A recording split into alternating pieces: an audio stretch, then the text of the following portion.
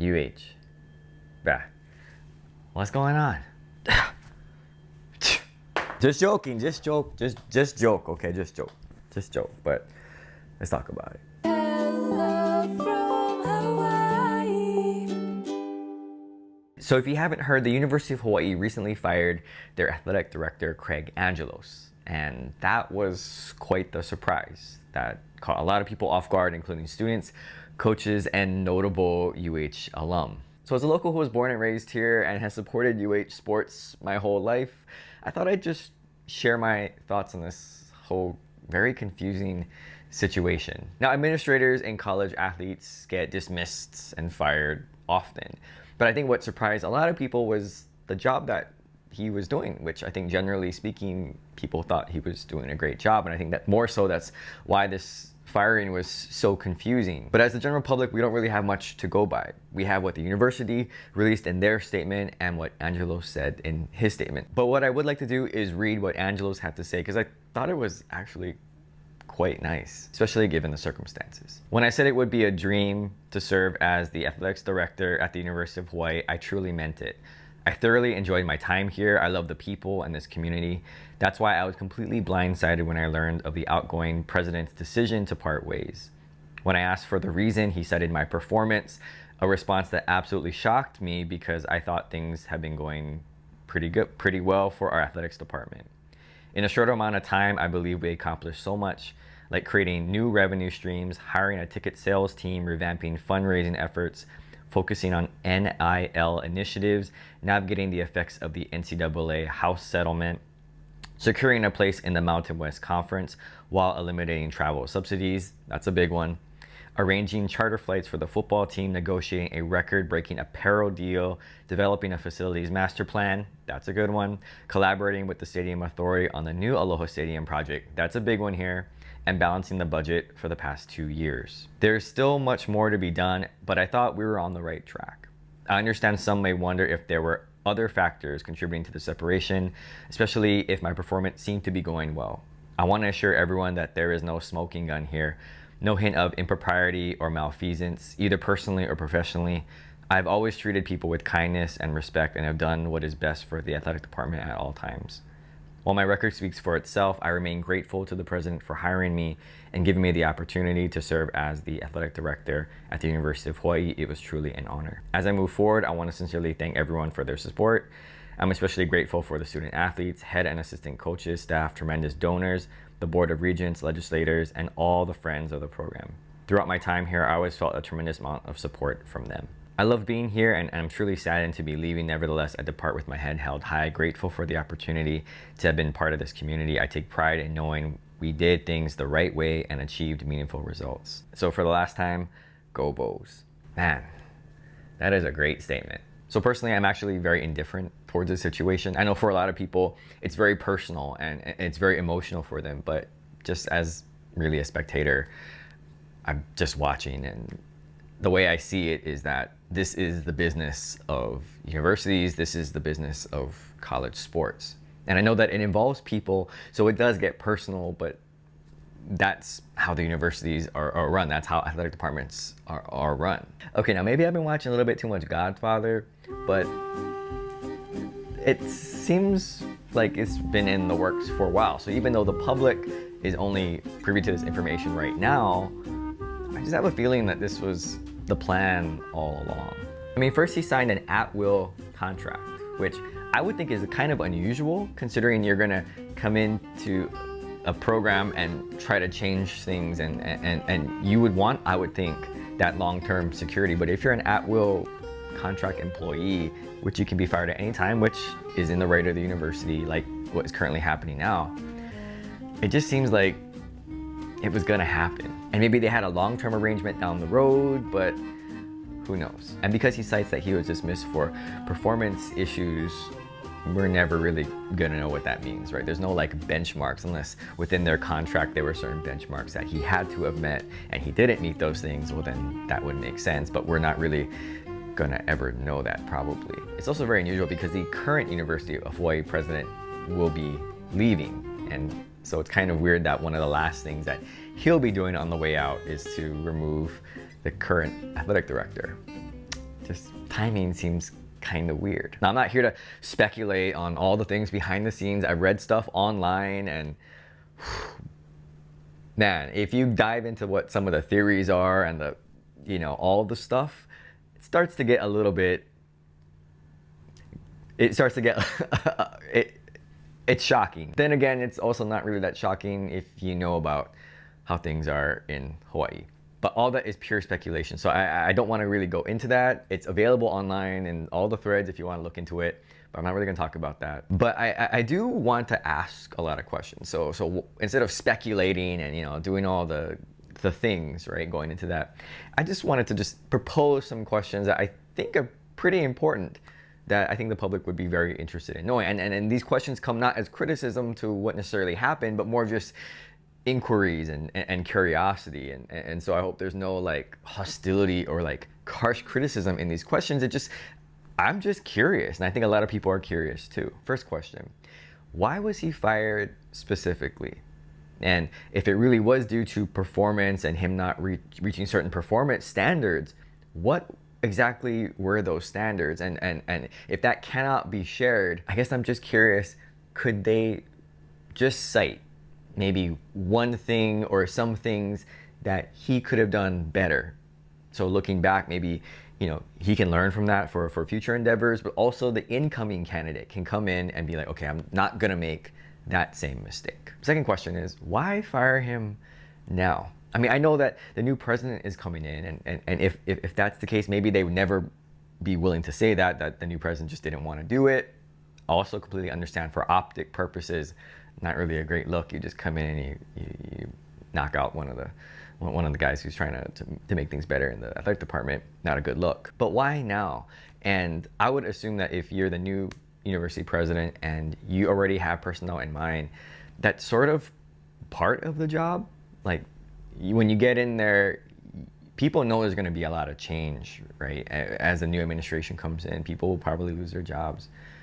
That's just, to me, part of that job. So if I was coming into a brand new office, and let's say I was the new director, if I had people that I want to bring, part of that transition to me is I'm letting go of the people that I need to let go of. That's just my personal opinion. You just do it and you just let them go. Again, it's not personal, it's just business. And the third question, how is UH going to make up for this bad publicity in not just attracting now donors and people to support the program without really much explanation, but also like recruiting student athletes? I mean, these two things almost now go hand in hand with NIL and how it plays such a big role in recruitment for student athletes. And so if the AD is on the way out, or it's sort of in this transition and we don't know what's going on, then as a student athlete, I would feel like, why would I want to go to a place where it's kind of shaky? And I'll just say that as a former student athlete, not a collegiate one, but a high school one, the AD actually plays a pretty big role in what you do as an athlete. Just speaking from my experience back in high school, I remember the AD, Takamori, at McKinley High School, like super nice guy, mostly involved in like the football stuff, but he also helped out with sports like golf and volleyball. Very, very active, and we saw him around campus and talk story, and he really helped us get a lot of stuff, particularly for golf. And so I do think that AD student-athlete relationship is quite important. And of course, it makes sense now that a lot of the student athletes are speaking up in defense for Angelos, because they've gotten to know him during his time at UH. But like I said, I'm pretty indifferent on this whole situation. We don't really know what happened. I don't know what UH is going to tell everybody. But all we can really do is just watch. And frankly, at the end of the day, we're still going to support our home team, right? We don't have a pro team here in Hawaii, so UH is pretty much all we got. Sports that really do well, particularly volleyball, and sometimes basketball does really well, soccer does really well, softball, like baseball, like football, yes, of course.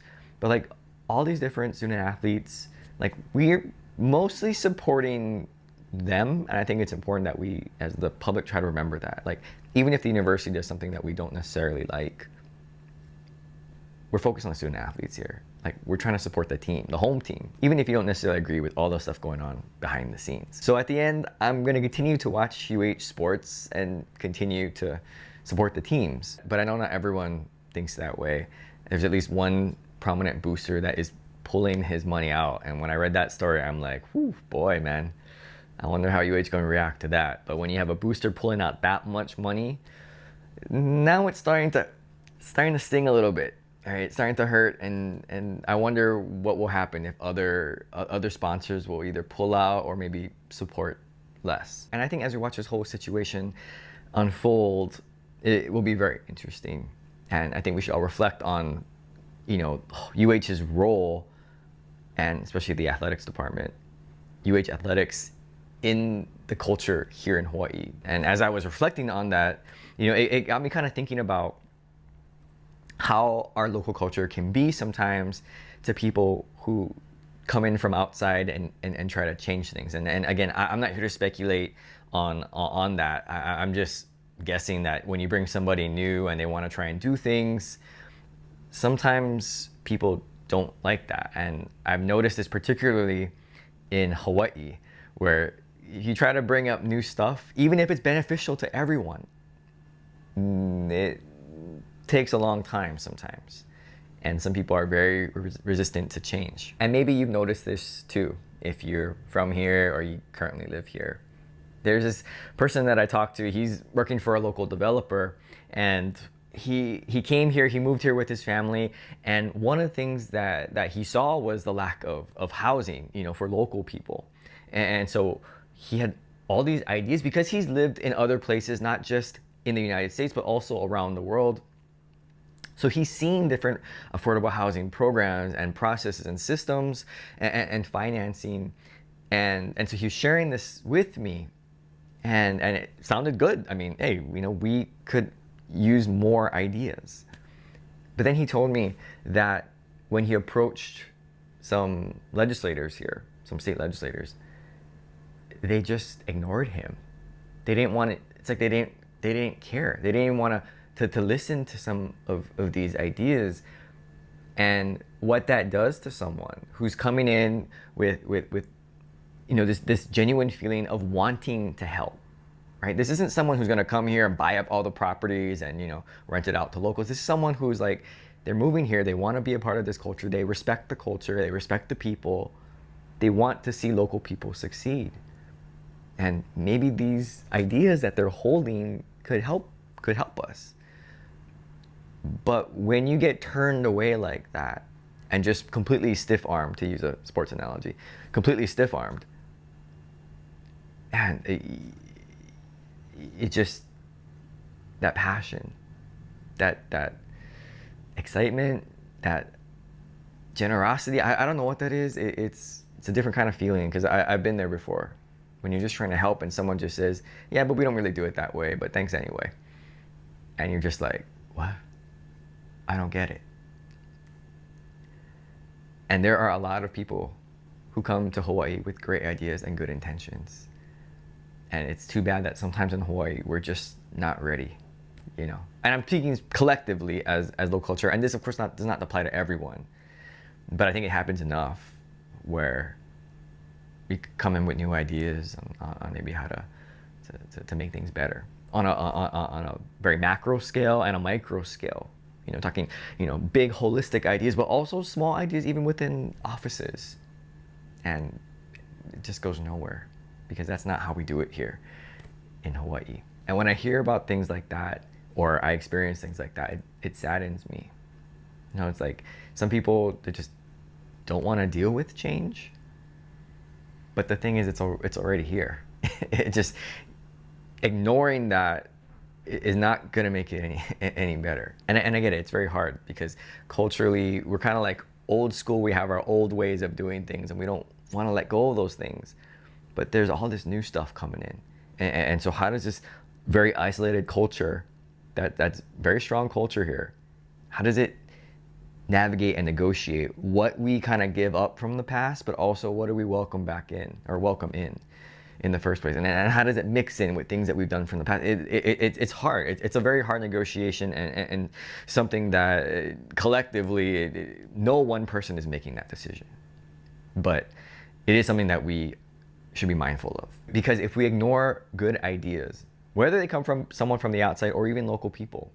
If we ignore good ideas for our solutions, then we're going to continue to face the same problems that we faced since statehood, like homelessness, cost of living, affordable housing, the environment. These are things that we've been battling for, what, 60 plus years? Why are these problems still here? Are they just systemic? Are they just a part of every culture, every society? But we're still facing them. Kind of sad. So those are my thoughts on the whole UHAD situation. Like I said, I really am indifferent, but I would have questions and I'd love to hear what the university would say. You know, and for Mr. Angelos, that was a wonderful statement that he put out there. Sorry to see you go. From what I've read and from what I've heard, you're making great changes, and just speaking as one local person, we appreciate that. I know you didn't have a lot to work with necessarily when you came in, and it's a very competitive athletic environment nationally, but you know, we're a small market and you can only do with what you got. And in Hawaii, it's not much, but let me just say that it is very, very much appreciated. And you ever want to talk story, you know, love talk story. So thanks for watching, and aloha. Go Bows! Hello.